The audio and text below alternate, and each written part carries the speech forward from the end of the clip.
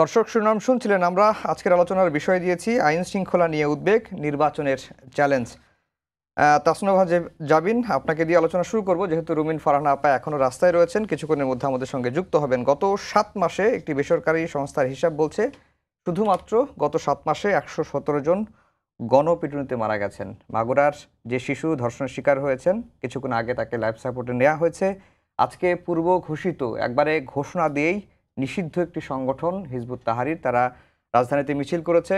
ঢাবি ছাত্রী হেনস্থার ঘটনা ঘটেছে, কিভাবে তৌহিদি জনতার নামে শাহবাগ থানা অবরোধ করা বা ঘেরাও করা, এরপরে তার জামিন নেওয়া, এই ধরনের ঘটনাগুলো ঘটেছে। সব মিলিয়ে কি হচ্ছে দেশে, পরিস্থিতি আসলে কোন দিকে যাচ্ছি আমরা? ধন্যবাদ আপনাকে আফজল ভাই, এবং যারা দেখছেন দর্শকদেরও শুভেচ্ছা।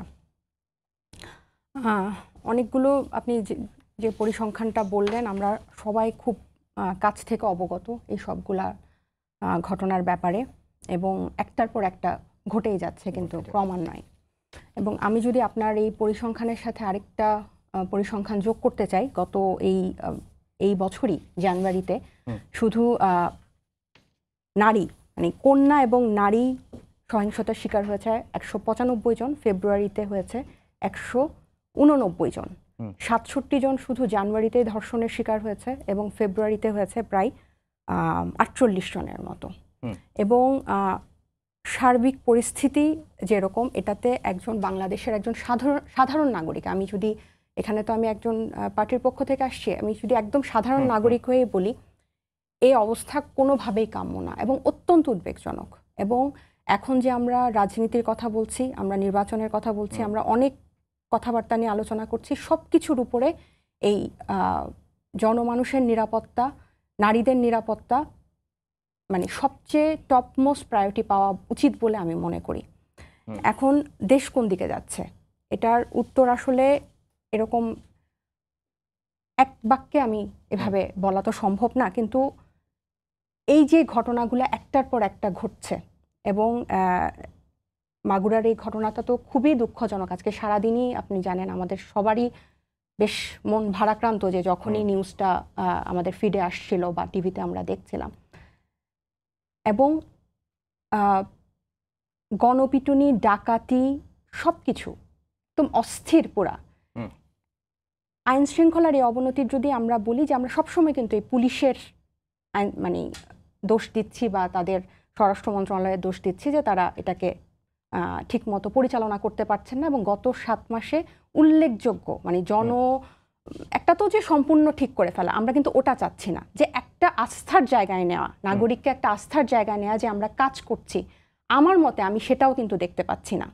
এবং স্বরাষ্ট্র উপদেষ্টা একটার পর একটা উনি ঘটনা ঘটছেন, এবং উনি একটার পর একটা বক্তব্য দিচ্ছেন, যেটাতে আমরা কিন্তু সন্তুষ্ট হতে পারছি না। এবং নারীদের প্রসঙ্গে আমি যদি বলি স্পেসিফিক্যালি, যে ঘটনাটা হলো, আবার এই পুরো ঘটনাটার মধ্যে দেখেন সেই পুরনো আওয়ামী সময় যেই শাহবাগ বনাম শাপলার যে একটা বাইনারিকে দাঁড় করানোর, ইসলামী বনাম প্রগতিশীলদেরকে দাঁড় করানোর যে একটা টেন্ডেন্সি, সেটা যেন নাটকটা যেন আবার একই প্রেক্ষাপটে আমরা যেন আবার দেখতে পাচ্ছি। তাহলে এগুলা, এবং ডাকাতি, গণপিটুনি, মহাসড়কের ডাকাতি, তারপর ব্যাংক লুট, বাসাবাড়িতে লুট, এগুলো তো আছেই। মানে আইন শৃঙ্খলার অবস্থা খুবই অবনতি। এখন এগুলা শুধু আমি যদি পুলিশের কথা বলি, গত 15 বছরে পুলিশ শুধু একটা দলকে সার্ভ করে গেছে। এবং কেন, এই একজন কনস্টেবল থেকে আমি যদি ভুল করে না থাকি, যে তাকে সেভাবেই কিন্তু ঢুকানো হয়েছে, একদম আওয়ামী লীগের একনিষ্ঠ যদি হয় তারপরেই তার চাকরি হয়েছে বা সে ওই লাইনে ঢুকতে পেরেছে। এভাবে 1 বছর না, 2 বছর না, 3 বছর না, 15টা বছর ধরে পুরো একটা আইন শৃঙ্খলা ব্যবস্থা একটা দলের উপর মানে বেসটা হচ্ছে আওয়ামী লীগ, এবং এর উপরে আইন শৃঙ্খলা বাহিনীটা দাঁড়িয়েছে। শুধু পুলিশ না, আপনি যদি প্রত্যেকটা সংস্থার কথা বলেন, যে আমি এই মানবাধিকার হাই কমিশনের যে রিপোর্ট জাতিসংঘের, সেখানেও কিন্তু তারা উল্লেখ করেছে প্রত্যেকটা সংস্থাই কিন্তু জড়িত ছিল এই জুলাই হত্যাকাণ্ডে। এখন জুলাই পার হলো, 5 আগস্ট পার হলো, আমরা কিন্তু 6 আগস্ট থেকেই ভেবেছি যে দানব চলে গেছে, এখন কিন্তু সবকিছু ফিরে আসবে। বা যেই অন্তর্বর্তী সরকার তৈরি হলো, গঠিত হলো, তাদের কাছেও কিন্তু আমরা কিন্তু দেখছি যে তার কাছাকাছিও আমরা যেতে পারছি না। কিন্তু এই যে 7 মাস সময়, এটা তো মানে একটা লম্বা সময়। হুম। এরপরেও এই পরিস্থিতির উন্নতিটা হচ্ছে না বা আইন শৃঙ্খলার পরিস্থিতি আস্থার জায়গায় আসছে না। এই দায়-দায়িত্ব কি সরকার এড়াতে পারে? অবশ্যই না, কখনোই না। কারণ বা সরকারের কোনো মানে উল্লেখযোগ্য কোনো পদক্ষেপ কি চোখে পড়ছে? আমি এটাই বলতে চাচ্ছি যে আমি একজন সাধারণ নাগরিক হিসেবে আমি অনেক হতাশ তাদের এই যে আইনশৃঙ্খলা পরিস্থিতির যে অবস্থা, এবং এই অবস্থায় যে আমরা সামনে আগানোর কথা বলবো, রাজনীতির কথা বলবো, নির্বাচনের কথা বলবো, আমরা কিন্তু মন খুলে পাচ্ছি না সেই কথাটা বলতে। কারণ আমাদের কিন্তু পিছু টান হচ্ছে এই আইনশৃঙ্খলা পরিস্থিতি। প্রতিদিন একটা একটা নতুন নতুন ইস্যু হচ্ছে, এবং 7 মাসে কেন সম্ভব হয়নি আমি সেটাই বলতে চাচ্ছিলাম যে 15 বছরে যে সাম্রাজ্য গড়ে উঠেছে, পুরো সাম্রাজ্য A to Z ভেঙে গেছে। পুলিশের প্রধান যে কর্মকর্তারা ছিলেন তৎকালীন, প্রত্যেকে হাইলি করাপ্টেড, এবং তাদের যে চেইন অফ কমান্ড, একজন পুলিশ ওখানে ঢুকতোই সে ওই আইজিপি হয়ে ওই স্থানে যাবে দেখে। অর্থ পাচার, ক্ষমতার কাছাকাছি, আওয়ামী লীগকে সার্ভ করা, মানে তাদের জনগণের সেবক, এটা একদম তাদের ডিকশনারিতেই ছিল না। তো এখন এরকম একটা কাঠামো, রাষ্ট্র কাঠামো এবং আইন শৃঙ্খলার 15 বছর যখন এরকম থাকে, আপনি 15 বছর ভার্সেস 7 মাস, এবং এর মাঝখানে আমি কিন্তু এটা অস্বীকার করতে পারি না, যে ধরনের ঘটনাগুলো প্লটেড হচ্ছে, অবশ্যই দুর্ঘটনা, সহিংসতা, হয়রানি, এগুলা কিন্তু মানে সব ষড়যন্ত্র বলে উড়াই দেওয়া যাবে না, সব ষড়যন্ত্রের ট্যাগ লাগানোর পক্ষেও আমি না। কিন্তু আপনি দেখেন সিনারিওগুলা কিন্তু একই রকম। এই যে নারীদের উপর সহিংসতা, কিন্তু আমি যে আপনাকে পরিসংখ্যানটা দিলাম, এবং যেই প্লটে, যে স্ক্রিপ্টে এটা হচ্ছে, আমার হয়তো কথাটা, ওয়ার্ডিংটা ভুল হতে পারে, কিন্তু আমি এটা বোঝাতে চাচ্ছি যে একই ধরনের ঘটনা, যে একটা মেয়েকে তার পোশাকের জন্য আপনি যখন আরেকটা পক্ষ কথা বলে, এবং সে কি পোশাক পরবে, একজন নারী, সেই স্বাধীনতার পক্ষে যখন আমরা কথা বলি, তখন আমাদেরকে যে কথা বলবে তাদেরকে বলা হয় যে ইসলাম বিরোধী, তাকে শাহবাগী, নানান ট্যাগে। তাহলে এগুলো তো আমরা আওয়ামী লীগের সময় 15 বছর ধরে দেখে এসেছি। তাদের প্লটেড, তারা এত মানে ডিপ রুটেডলি এইসব জিনিস প্ল্যান্ট করেছে। তাহলে আমরা এখন কিন্তু একটা ছোট ঘটনা থেকে কিন্তু পুরো ওই ঘটনাটাই কিন্তু প্রকাশিত হলো, এবং পুরো দুটো গ্রুপকে মুখোমুখি দাঁড় করানো। এবং শুধু তাই নয়, এই যে আমাদের নতুন রাজনৈতিক দল আসছে, আমি জানি না এটা আপনি শুনে অবাক হবেন কিনা, আপনি জানেন যে আমাদের এই নতুন রাজনৈতিক দলে উল্লেখযোগ্য সংখ্যক নারী নেতৃত্ব আছে, এবং এরা কিন্তু এক একজন এক একটা প্ল্যাটফর্ম থেকে উঠে এসেছে, এক এক পেশার, এবং সবাই তাদের যোগ্যতার ভিত্তিতেই কিন্তু নেতৃত্বে এসেছেন। প্রত্যেকটা আমাদের নারী সদস্যদেরকে সাইবার বুলিং করা হচ্ছে, অপপ্রচার চালানো হচ্ছে, গুজব চালানো হচ্ছে, এবং সোশ্যাল মিডিয়াতে নানা ধরনের ন্যারেশন স্টাবলিশ করা হচ্ছে আমাদের এগেনস্টে। তো এটা হঠাৎ করে, মানে এতদিন তো আমরা তো রাজনৈতিক দলে আসার আগেও কিন্তু আমরা মিডিয়াতে মানে এসেছি, আমাদের অবস্থান জানান দিয়েছি, আমরা নাগরিক কমিটিতে ছিলাম, বৈষম্য বিরোধী ছাত্র আন্দোলনও ছিল।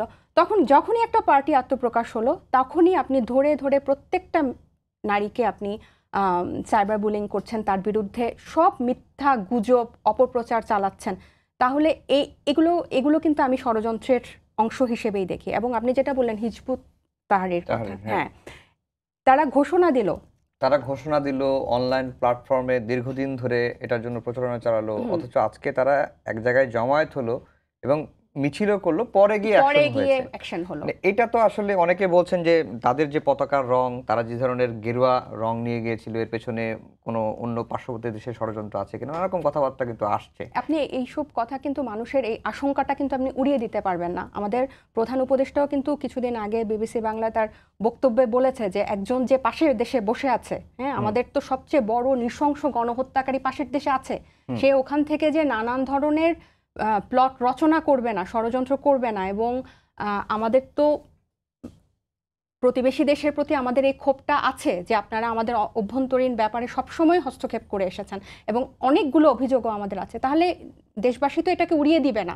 যখনই এরকম প্ল্যান করে একদম, এবং আমি যদি ভুল করে না থাকি, এরা কিন্তু এর আগেও 5ই আগস্টের পরও মানিক মিয়াতে তাদের একটা ছোটোখাটো শোডাউন করেছিল, তখনও কিন্তু আমি এটা নিয়ে ওরকম উচ্চবাচ্য করতে শুনিনি বা কথা বলতে শুনিনি। এবং আজকে গতকাল থেকে কিন্তু আমরা দেখছি তারা জড়ো হবে, মার্চ ফর খেলাফত, তাদের প্রোগ্রাম সবকিছু করছে। তারা তো নিষিদ্ধ, শুধু বাংলাদেশে না, বিভিন্ন দেশে তারা, পশ্চিমা অনেকগুলো দেশেই তারা নিষিদ্ধ। তাহলে একটা নিষিদ্ধ সংগঠন যখন রাজনৈতিক কর্মকাণ্ড চালানোর জন্য এত ওপেনলি করবে, কেন এটা আগে থেকে থামানো হলো না? কেন একদম শেষ মুহূর্তে গিয়ে, যখন সাধারণ মানুষও পুলিশকে সাহায্য করার জন্য নেমে গেছে, সেই পর্যন্ত গেল? তো যেটি বলছিলাম যে এখন যে আপনি বলছেন যে রাজনৈতিক পরিস্থিতির কারণে বা যে রাজনৈতিক পরিস্থিতি এখন বর্তমানে চলছে সেসব কারণে সামনের দিকে এগোনো বা নির্বাচনের কথা বলতে আসলে ভয়ের কথাই বলছেন বা স্বাচ্ছন্দ্য নিয়ে বলতে পারছেন না, কিন্তু অন্য দলগুলো ডিসেম্বরের মধ্যে নির্বাচন চাচ্ছে এবং আজকেও কিছুক্ষণ আগেও বার্তা সংস্থা এএফপিকে নাহিদ ইসলাম একটি ইন্টারভিউ দিয়েছেন, তিনিও বলেছেন যে ডিসেম্বরের মধ্যে আসলে নির্বাচন করা কঠিন হবে আইনশৃঙ্খলা পরিস্থিতির কারণে। তো যে 7 মাসে আইনশৃঙ্খলা পরিস্থিতির উন্নতি হয় নাই, আরও 7 মাসেও উন্নতি হবে না, বা এটা ধরে নেওয়াটা কেন হচ্ছে? অন্য যখন অন্তর্বর্তীকালীন সরকার দেখেছি 3 মাসের মধ্যে আইনশৃঙ্খলা পরিস্থিতি ঠিক করে নির্বাচন করতে পারে, তাহলে এই সরকার কেন পারবে না? আচ্ছা, এই যে আশঙ্কাটা যে কেন ডিসেম্বরের মধ্যে হবে না, এটার অনেকগুলা কারণ কিন্তু আমরা দেখছি এবং অসম্ভব কোনো কিছু না, এটা হচ্ছে সদিচ্ছার অভাব। এই যে স্বয়ং নির্বাচন কমিশনারও কিন্তু বলেছেন যে ওনারা যেভাবে জাতীয় নির্বাচনের জন্য প্রস্তুতি নিচ্ছেন তাতে নতুনত্ব কিছু নাই। এবং নির্বাচন ব্যবস্থা কমিশনের যে আছেন বদিউল আলম মজুমদার, উনিও বলেছেন যে ন্যূনতম সংস্কার না করে যদি আমরা নির্বাচনে যাই, মানে কাঠামোর আইনগত বা কাঠামোগত যদি কোনো পরিবর্তন না করে যদি আমরা ওই একই নির্বাচন যাই, তো ওই এক দলের পরিবর্তন যে আরেক দল নির্বাচনকে প্রভাবিত করবে না, এটার কিন্তু কোনো গ্যারেন্টি নাই। হ্যাঁ, এখন আমি নির্বাচনে যদি আইন শৃঙ্খলা, মাঠ প্রশাসন খুবই গুরুত্বপূর্ণ একটা বিষয়। আমরা মাত্র জন্ম নেওয়া একটা রাজনৈতিক দল এবং আমরা কিন্তু বলছি না যে নির্বাচন আমরা চাই না, এর কথা কিন্তু আমরা বলছি না, যদিও এটা অনেকভাবে এখানে আরেকটু বলি, আপনারা বলছেন যে জাতীয় নির্বাচন ডিসেম্বরে করা কঠিন হয়ে পড়বে আইনশৃঙ্খলা পরিস্থিতির কারণে, কিন্তু আবার বলছেন যে স্থানীয় নির্বাচন হতে পারে। এটা আসলে মানে বিচারিত হয়ে যাচ্ছে না, এটা হচ্ছে আইন শৃঙ্খলার পরিস্থিতির কথাটা কিন্তু গত দুদিন ধরে আসছে। আমরা যখন সিরিয়ালি যেই সব ঘটনা গত কয়েক সপ্তাহ ধরে দেখছি এবং একটাতে সরকারের যে অবস্থান আমরা দেখছি, যাদের আন্ডারেই এই নির্বাচনটাতে সে যে অবস্থান দেখছি, এবং সেখানে কিন্তু অনেক আমরা আশার পাচ্ছি না এবং এজন্য আমরা আশঙ্কা প্রকাশ করছি যে এই আইন শৃঙ্খলার আন্ডারে যদি নির্বাচন হয় তাহলে এটা অনেক কঠিন একটা ব্যাপার হয়ে যাবে, কারণ তাদের অবস্থা খুবই নাজুক।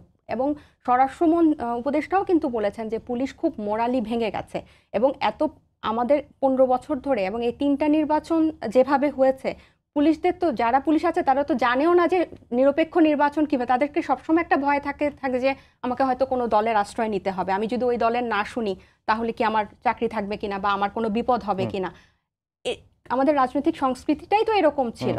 তো আমরা কিন্তু ওই আশঙ্কা থেকেই বলছি যে এখন যদি নিরপেক্ষ একটা মিনিমাম একটা, এবং নির্বাচন কমিশনারও কিন্তু বলছেন যে একটু আপনি আইন শৃঙ্খলা এবং মাঠ প্রশাসনের যদি মিনিমাম একটা পরিবর্তন না করে নির্বাচন হয় তাহলে কিন্তু সেই অন্ধকারই থেকে যাবে। ইভেন পুলিশ কিন্তু একটা ইন্ডিপেন্ডেন্ট প্রশাসন মানে কমিশনের আন্ডারে যাওয়ার জন্য প্রস্তাব দিয়েছে, স্বরাষ্ট্র মন্ত্রণালয় কিন্তু সেটা সেই সুপারিশে তারা এগ্রি করে নাই। মানে স্বরাষ্ট্র মন্ত্রণালয়ের আন্ডারেই কিন্তু পুলিশ রয়ে গেছে। পুলিশ যদি একটা ইন্ডিপেন্ডেন্ট বডি হতো তাহলে কিন্তু আমরা একটু আস্থার পেতাম, জায়গা পেতাম যে ঠিক আছে, এবং পুলিশও একটু স্ট্রং ফিল, ঠিক আছে আমাকে আর রাজনৈতিকভাবে বা আমাকে কারো কথা শুনতে হবে না, কারো অর্ডার মানতে হবে না এবং আমি নিজের করব। শ্রীলঙ্কাতে কিন্তু তারা মানে একটা ইন্ডিপেন্ডেন্ট বডি দেখে শ্রীলঙ্কাতে কিন্তু পুলিশ জনতার উপর গুলি চালায় নাই। তাহলে এরকম যদি কিছু মানে ব্যাপার আমরা দেখতাম, একটু সদিচ্ছা আমরা যদি দেখতাম, তাহলে কিন্তু আমাদের মনেও আমরা একটা পেতাম যে ঠিক আছে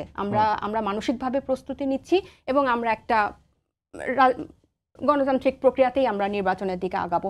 এবং যেটা বলছেন যে স্থানীয় নির্বাচন আগে, এটা হচ্ছে যে এর আগে কখনোই দলীয় মানে দলের আন্ডারে নির্বাচন হওয়ার পরে কখনো সুষ্ঠু স্থানীয় নির্বাচন হয় না। এটা আপনারাও জানেন যে দেখা যায় যে ওই দলের মনোনয়নটা ওইখান থেকেই আসে, মানে এটাও নিরপেক্ষ হয় না। যে দল ক্ষমতায় থাকে তাদের আন্ডারে যখন স্থানীয় নির্বাচন হয় তাদের লোকজনই ওখানে প্রভাবটা পায়, এবং মাঠ প্রশাসন, পুলিশ, আইন শৃঙ্খলা, যারা নির্বাচন কমিশনার থেকে শুরু করে পুরো নির্বাচনের ব্যবস্থাটা কিন্তু ওই দিকেই থাকে যে সরকার। কারণ এটা আমি আসলে শুধু যে একচ্ছত্রভাবে এদেরকে দোষ দিব তা না, আমাদের আসলে রাজনৈতিক সংস্কৃতিটাই এমন যে আমরা কোনো একটা সরকারি দলের, কোনো একটা ভারী দলের আনুগত্য থাকতেই এরা মানে অভ্যস্ত হয়ে গেছে। আপনি ন্যূনতম সংস্কারের কথা বলছেন যে এই 7 মাসে, এটা ঠিক যে 15 বছরে যা রাষ্ট্রের যে বিভিন্ন প্রতিষ্ঠানে যে ক্ষতি হয়ে গেছে আগাগোড়ায় সংস্কার প্রয়োজন, কিন্তু এই 7 মাসে মানুষের মনে ন্যূনতম সংস্কারের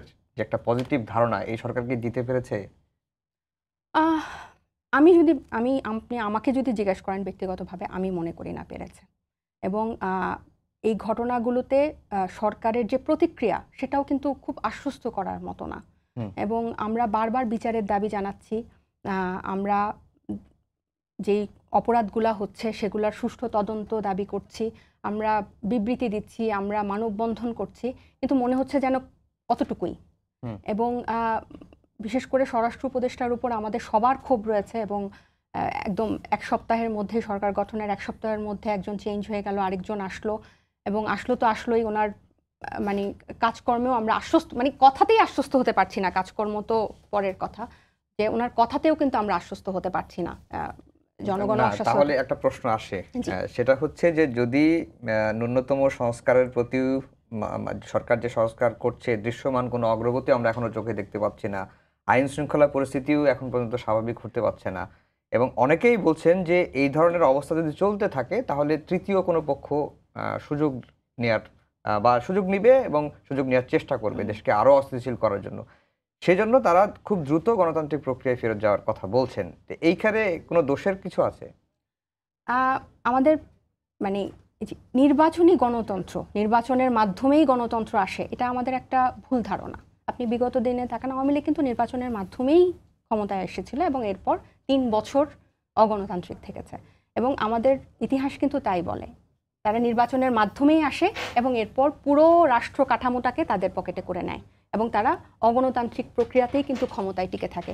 একটা গণ আন্দোলন করে, একটা গণ অভ্যুত্থান করে, বা সামরিক কূপ করে, বা জোর করে, মানে গণতান্ত্রিক প্রক্রিয়ায় তারা ক্ষমতা হস্তান্তরটা হয় না। তো আমাদের ইতিহাসটাই এরকম। তো এই জন্য আবার যে একটা নির্বাচনের মাধ্যমে আবার একটা সরকার এসে যে এটা করবে, এটা তো আমরা আশ্বস্ত হতে পারি না, কারণ আমাদের ইতিহাস সেটা বলে না। ইভেন 90s-এর পরেও যে 3 জোটের রূপরেখা ছিল, এবং যে তত্ত্বাবধায়ক সরকার প্রথম ইন্টারিম যে 29টা টাস্কফোর্স করেছিল, পরবর্তী নির্বাচিত সরকার এসে কিন্তু ওগুলো কিছুই করে নাই, এবং আমাদের ইতিহাস কিন্তু সেটা বলে না। এবং এই জন্যই কিন্তু আমরা বলছি যে এই ব্যবস্থাটা, এই পুরো ফ্যাসিবাদী এই পুরো 53 বছরেই এটা গণতান্ত্রিক প্রক্রিয়াটা মুখ থুবড়ে পড়েছিল দেখেই কিন্তু আমরা সেকেন্ড রিপাবলিকের কথা বলছি। জি, রুমিন আপা, আপনাকে স্বাগত জানাচ্ছি। আমরা কথা বলছিলাম যে গত 7 মাসে দেশের আইন শৃঙ্খলা পরিস্থিতি এবং নির্বাচন নিয়েও কথা হচ্ছিল। তো গত 7 মাসে যেটি একটি বেসরকারি সংস্থার রিপোর্ট দেখলাম যে 117 জন গণপিটুনিতে মারা গেছে, মাগুরার একজন শিশু গণধর্ষণের শিকার হয়েছে, তাকে লাইফ সাপোর্টে নেওয়া হয়েছে। আজকে নিষিদ্ধ ঘোষিত একটি সংগঠন হিজবুত তাহরির, তারা একেবারে পূর্ব ঘোষণা দিয়ে মিছিল করেছে, পরে গিয়ে পুলিশ অ্যাকশন নিয়েছে। আসলে কোন দিকে যাচ্ছি আমরা বা কি হতে যাচ্ছে দেশে, এটা দিয়েই শুরু করেছিলাম আলোচনা। দেখুন, আমি গত 2 মাস আগে বলেছিলাম আমার রাতে বেরোতে ভয় লাগে, এবং তারপরে বাংলাদেশি ইয়াং জেনারেশন, যাদেরকে আমরা জেন জি বলি, তারা সহ বেশ একটা বড় গোষ্ঠী আমার উপরে ঝাঁপিয়ে পড়ে। ফেসবুকে আমাকে নিয়ে হাসাহাসি, ট্যাগিং, ট্রলিং, কি না হয়, তাই না? কি হলো? গত 2 মাসে আমরা দেখলাম পরিস্থিতি এতটাই নাজুক যে আমাদের প্রধান উপদেষ্টা পর্যন্ত হকচকিয়ে যাচ্ছেন বিবিসির প্রশ্নে।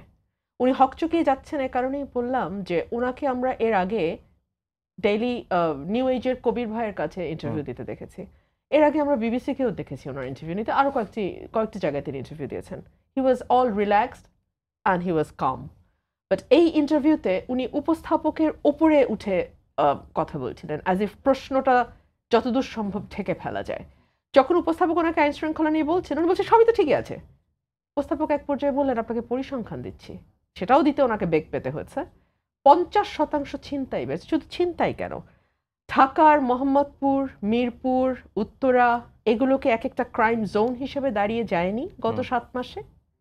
আমরা কি দেখিনি গত 7 মাসে ধর্ষণ কি পরিমাণ বেড়েছে? আমরা কি দেখিনি বিবিসির নিউজ রাজশাহীগামী একটি বাসে, চলন্ত বাসে 3.5 ঘন্টা ধরে ডাকাতি হয়েছে, 2 মেয়ে রেইপড হয়েছে, পরবর্তীতে অবশ্য এই কথা থেকে সরে এসছে প্রশাসন। এই ঘটনাগুলো তো ঘটেছে, তাই না?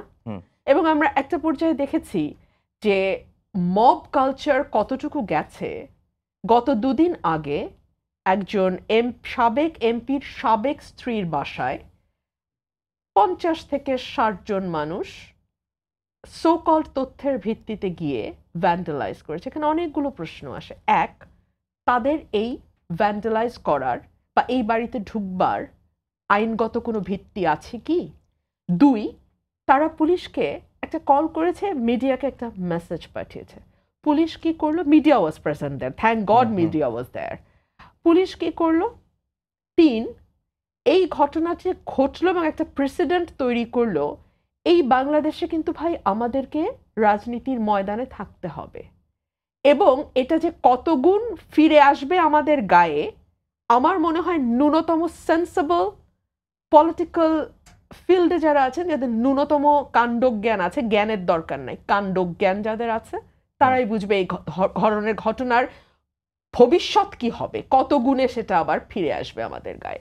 সো আইন শৃঙ্খলা নিয়ে একটা পুরোপুরি ভজঘট অবস্থা, এবং খুব অবাক হয়ে আমরা লক্ষ্য করলাম এই সরকার খুব রিল্যাক্সড, এক ধরনের হানিমুন পিরিয়ডে আছে বলে মনে হয়। আরে ভাই, যেই সরকার 5 বছরের জন্য নির্বাচিত হয়ে আসে, সেই সরকারও কিন্তু 7 মাসকে হানিমুন ধরে না। ধরলে আর 4 বছর 3 মাস পরে গিয়ে মানুষের দরজায় ভোট চাওয়ার চেহারা থাকবে না। সেখানে একটি সরকার যার মেয়াদ সরকার এখনো অবশ্য ক্লিয়ার করেনি, বাট হাবে ভাবে যা বুঝিয়েছে যে তার মেয়াদ নির্বাচিত সরকারের চেয়ে অনেক কম হবে। এটা প্রধান উপদেষ্টা বিদেশে একটা গণমাধ্যমকে সাক্ষাৎকারে বলেছিলেন যে না, তার চেয়ে তো নিশ্চয়ই কম হবে। তো তার চেয়ে নিশ্চয়ই কম যে সরকারের মেয়াদ হয়, তার সময় 7.5 মাসে এই অবস্থা হয় কি করে? এবং উই শুড নট ফরগেট যে গত 1 মাস আগে বোধহয় না, আমাদের স্বরাষ্ট্র উপদেষ্টা তিনি রাত 3টার সময় সংবাদ সম্মেলন করেছিলেন। 1 মাস হয়নি। 1 মাস হয়নি। এই ঘটনাগুলো তখনই ঘটেছে যখন বাংলাদেশে ডেভিল হান্ট নামের একটা মকারি চলছে। এই ঘটনাগুলো তখনই চলছে যখন স্বরাষ্ট্র উপদেষ্টা বলছেন 48 ঘন্টা নাকি 24 ঘন্টার মধ্যে আপনারা বুঝতে পারবেন কত বড় পরিবর্তন চলে এসছে। আমার মনে হয় জাতির সঙ্গে এই ধরনের তামাশা ওনাদের বন্ধ হওয়া উচিত।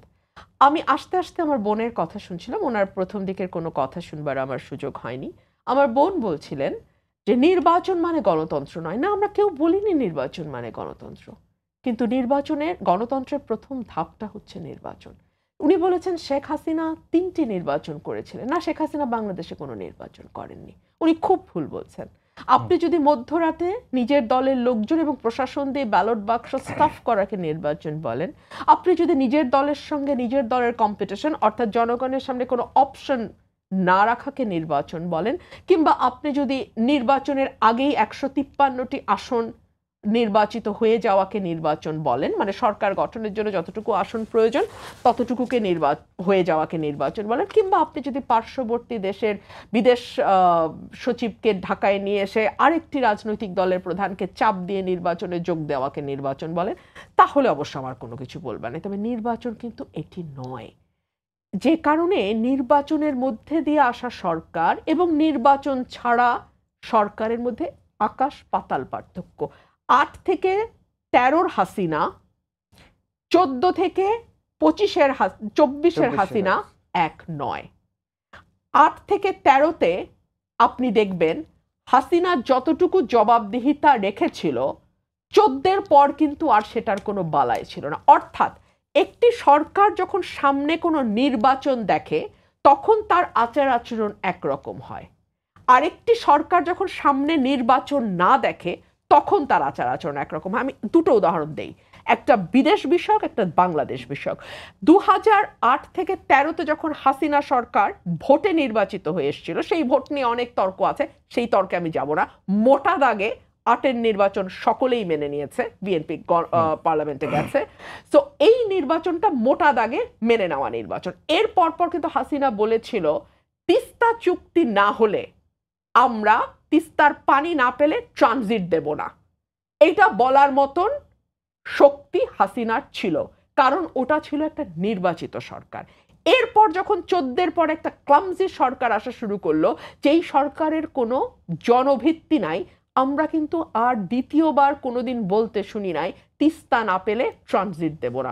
যদিও তিস্তা আমাদের অধিকার, ট্রানজিট একটা সুবিধা, আমি সেই তর্কেও যাব না, কিন্তু এইটুকু বলার মতো নৈতিক জোড়ো সরকার হারিয়ে ফেললো, বিকজ ওই সরকারটি নির্বাচিত সরকার ছিল না, ওই সরকারটি সামনে একটি নির্বাচন দেখে নাই।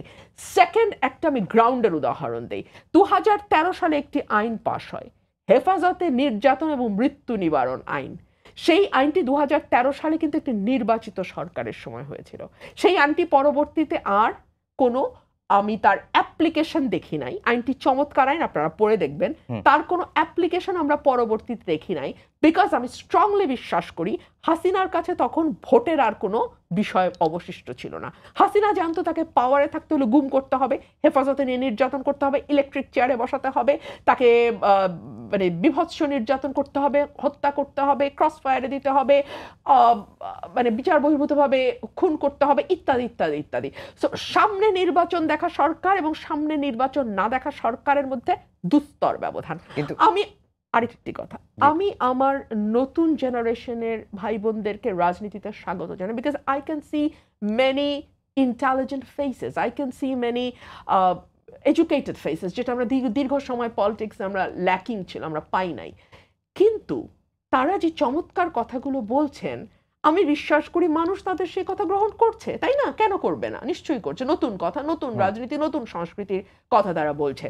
তাহলে তারা ভোটকে কেন এড়াতে চায়? তারা আসুক, তারা নিশ্চয়ই জনগণ তাদেরকে ভোট দিবে এবং তারা ভোটে নির্বাচিত হয়ে সংস্কার করবে।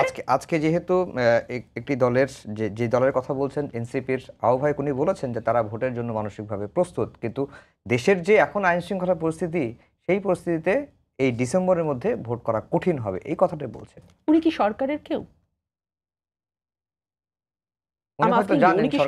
উনি তো কিছুদিন আগেও সরকারে ছিলেন। মানে আমরা সবাই কনফিউজড, রাইট?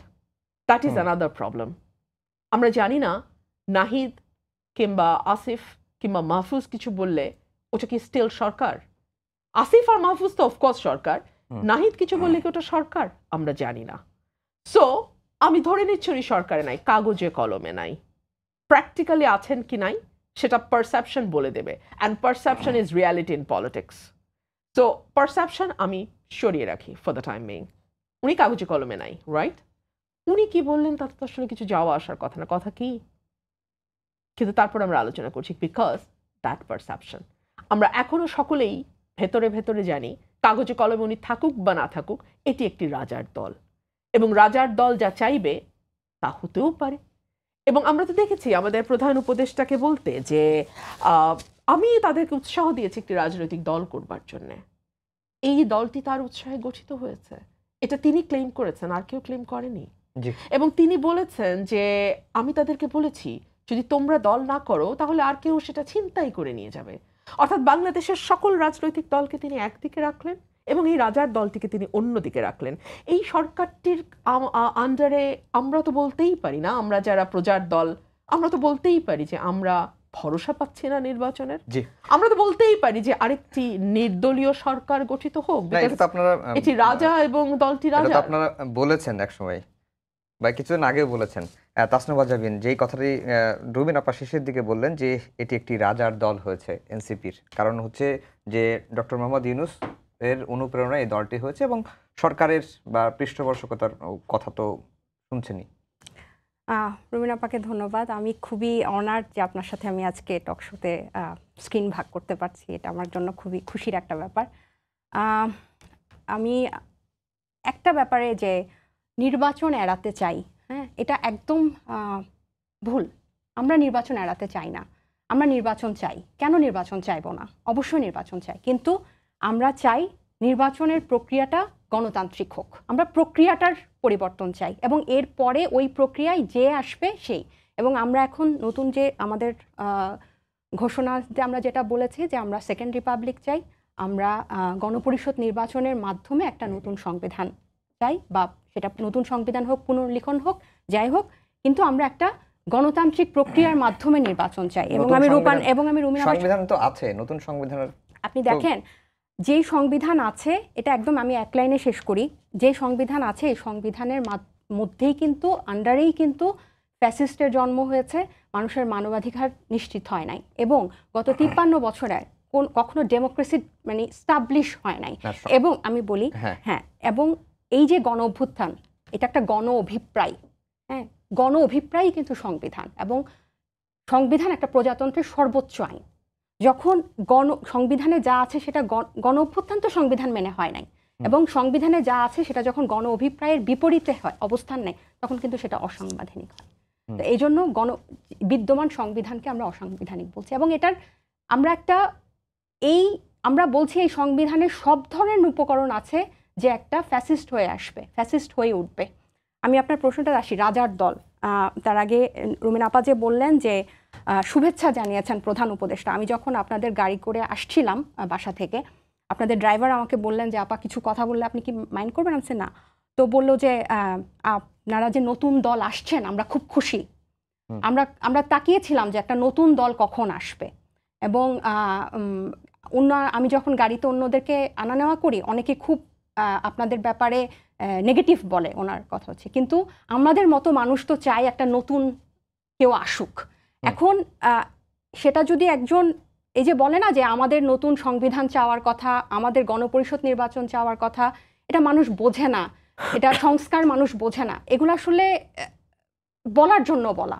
মানুষ না বুঝলে এই গণ অভ্যুত্থান হতো না, কয়েকটা অপরিচিত মানুষের ডাকে কখনো এই গণ অভ্যুত্থান হতো না। আমি আপনার রাজার দলের প্রশ্নে আসি, এবং আমরা যারা নতুন এই পথে যাত্রা শুরু করেছি, আমরা the most frequently asked question যে হচ্ছে কিংস পার্টি বা রাজার দল, এই তিনটা ছেলের কিন্তু না, এই পুরা অন্তর্বর্তী সরকারটা তিনটা ছেলের না, এটা আমরা সবাই জানি। এটা এখানে অনেক গোষ্ঠীর মানুষ আছে, অনেকটা পরস্পর স্বার্থবিরোধী অনেক মানুষের সমন্বয়েই কিন্তু এই অন্তর্বর্তী সরকারটা হয়েছে।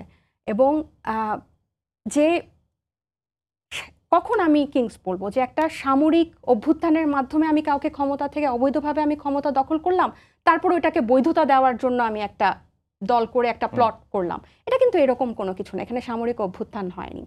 তারপর এখানে এখন যে গত 15 বছরে যে বিরাজনীতিকরণের যে প্রকল্প ছিল, গণ অভ্যুত্থানের পরে রাজনীতি আবার ফিরে এসেছে।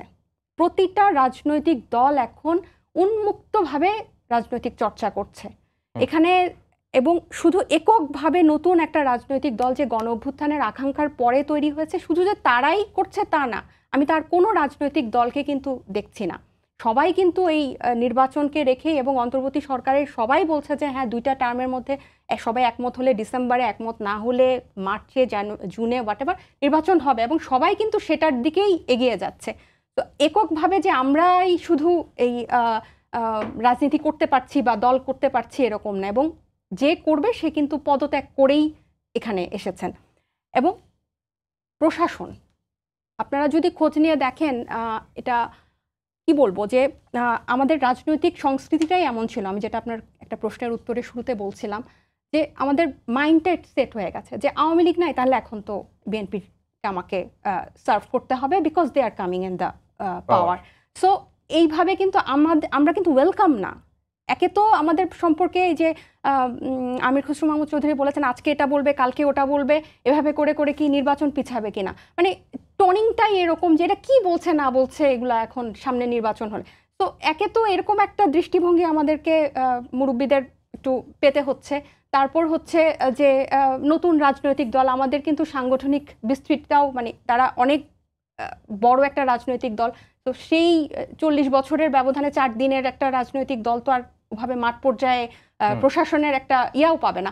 তো আমরা কিন্তু ওরকম সহযোগিতাও পাচ্ছি না। এবং আমাদেরকে কিন্তু হয়তো গণ অভ্যুত্থান থেকে উঠে আসা একটা দল দেখে তারা ওভাবে দেখে, ছাত্র হিসেবে দেখে, তরুণ হিসেবে দেখে, কিন্তু তারা বিশ্বাস করে না বা মনে প্রাণে কিন্তু ওই সহযোগিতা করাটার টেন্ডেন্সি তাদের থাকে না, যেটা বিএনপির প্রতি থাকে। এবং যদি সময় থাকতো আমি অনেকগুলা আমাদের সময় আজকে একেবারে শেষের দিকে চলে এসেছি। রুমিন আপা যেটি বললেন যে মুরব্বীদের দৃষ্টিভঙ্গি আপনারা ওয়েলকাম করছেন, কিন্তু দৃষ্টিভঙ্গিটা হচ্ছে নেগেটিভ।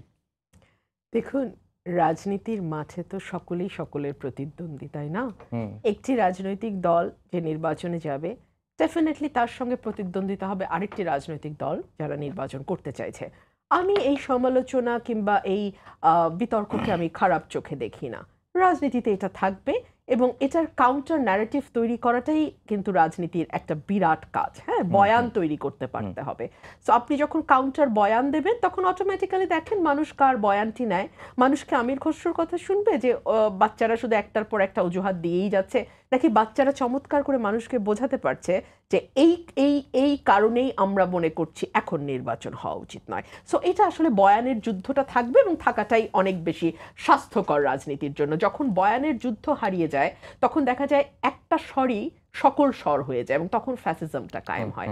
আমার বোন শুরুতে বলছিলেন যে এই সংবিধান ফ্যাসিবাদের জন্ম হয়েছে, ডেমোক্রেসি স্ট্যাবলিশড হয় নাই। I candidly differ. এটার জন্য সংবিধান দায়ী নয়। সংবিধানে কোথাও বলা নাই আপনি মধ্যরাতে নির্বাচন করবেন, সংবিধানে কোথাও বলা নাই আপনি আমির আমির নির্বাচন করবেন, সংবিধানে কোথাও বলা নাই 153টি আসনে বিনা ভোটে সরকার গঠিত হওয়ার মতো নির্বাচন হবে, কোথাও বলা নাই। রাদার সংবিধানে বলা আছে মানুষের সরাসরি ভোটে নির্বাচিত জনপ্রতিনিধি। হ্যাঁ, মানুষকে সরাসরি ভোট দিতে হবে। সো সংবিধান is very loud and clear. Problem is আপনি কিভাবে সংবিধানটাকে ব্যবহার করছেন। একটা ছুরি দিয়ে আপনি আপেল কাটতে পারেন, একটা ছুরি দিয়ে আপনি মানুষের গলাও কাটতে পারেন। এখন আপনি ছুরিটা দিয়ে পুডিং কাটবেন, আপেল কেটে মানুষকে নাস্তা খেতে দেবেন, নাকি আপনি তার গলাটি কেটে তাকে হত্যা করবেন, সেটা আপনার খুশি। স্বৈরাচারীরা যেটা করে সেটা হচ্ছে সংবিধানের মূলটা সামনে রাখে, নির্বাচনের ধোঁয়াটা সামনে তোলে, কিংবা ধরুন মানে একটা বিভাজনের রাজনীতি, যেটা মুক্তিযুদ্ধের পক্ষ বিপক্ষ, স্বাধীনতার পক্ষ, এইসব নানান রকম মানে ডার্টি ন্যারেটিভ সামনে আনে, অসৎ উদ্দেশ্যে আনে। সে কারণে ডার্টি ন্যারেটিভ বলছি। অসৎ উদ্দেশ্যে এই ন্যারেটিভগুলো সামনে আনে এবং পুরো নির্বাচনটাকে কলুষিত করে। এই কলুষিত করবার কোনো অধিকার কিন্তু সংবিধান আপনাকে দেয় নাই। এক। দুই হচ্ছে ডেমোক্রেসি স্টাবলিশড হয় না। বাংলাদেশ কিন্তু মোটা দাগে একটা ডেমোক্রেটিক লাইনে গিয়েছিল 90 উত্তর, 91 নির্বাচন, 96, 1, 2008 চমৎকার মোটা দাগে বাংলাদেশ ট্রেনে উঠেছিল। ডিরেইলড হয়েছে 8-এর পরে, এবং ডিরেইলড যারা করেছে তাদেরকে সার্টেনলি তার জন্য জবাব দিতে হবে। এবং আমি মনে করি একজন রাজনীতিবিদের শ্রেষ্ঠ আদালত হচ্ছে জনতার আদালত। যেদিন শেখ হাসিনাকে পালাতে হয়েছে বাংলাদেশ থেকে এবং তাকে আশ্রয় দানকারী রাষ্ট্রের বুদ্ধিজীবীরা বিভিন্ন জায়গায় বলতে বাধ্য হচ্ছে যে মানুষের যে বিতৃষ্ণা আমরা দেখেছি, আপনি শব্দটি খেয়াল করুন, বিতৃষ্ণা খুব শক্ত শব্দ। হ্যাঁ, একজন রাজনীতিবিদ যখন মানুষ থেকে দূরে চলে যান, মানুষের বিতৃষ্ণা তার প্রতি জন্ম হয়, তখনই ওই রাজনীতিবিদের মৃত্যু ঘটে, রাজনীতির মৃত্যু হয়। সো আমি মনে করি রাজনৈতিক দল হিসেবে এবং রাজনৈতিক নেতা হিসেবে শেখ হাসিনার মৃত্যু হয়েছে বাংলাদেশে। সো আমরা আর সেটা নিয়ে মানে তাকে এখন ডেফিনেটলি তার গণহত্যার জন্য তাকে জবাব দিতে হবে। গতকালকে তার একটা রেকর্ড ফাঁস হয়েছে যেখানে সে ডিরেক্টলি গুলি করবার নির্দেশ দিচ্ছে, যেখানে সে হেলিকপ্টার থেকে গুলি করার কথা বলছে। সার্টেনলি এই হত্যাকাণ্ডগুলোর বিচার হবে, কিন্তু রাজনীতিবিদ হিসেবে কিন্তু তার মৃত্যু অলরেডি হয়ে গেছে। আমি এটুকুই বলবো, সংবিধান যদি আপনি পরিবর্তন করতে চান নিশ্চয়ই করতে পারবেন। কি কি পরিবর্তন আনতে চান মানুষকে বলেন, ইলেকশনের সময় দরজায় দরজায় যান, মানুষকে বোঝান। মানুষ যদি আপনাকে ভোট দেয়, আপনি নির্বাচিত হয়ে সার্টেনলি আপনি সংবিধান পরিবর্তন করবেন, কেন করবেন না? দুজনকেই অসংখ্য ধন্যবাদ জানিয়ে শেষ করছি আমাদের আজকের সম্পাদকীয়। আগামীকাল আবারও দেখা হবে রাত 10টায়। দেখার আমন্ত্রণ রইল। শুভরাত্রি।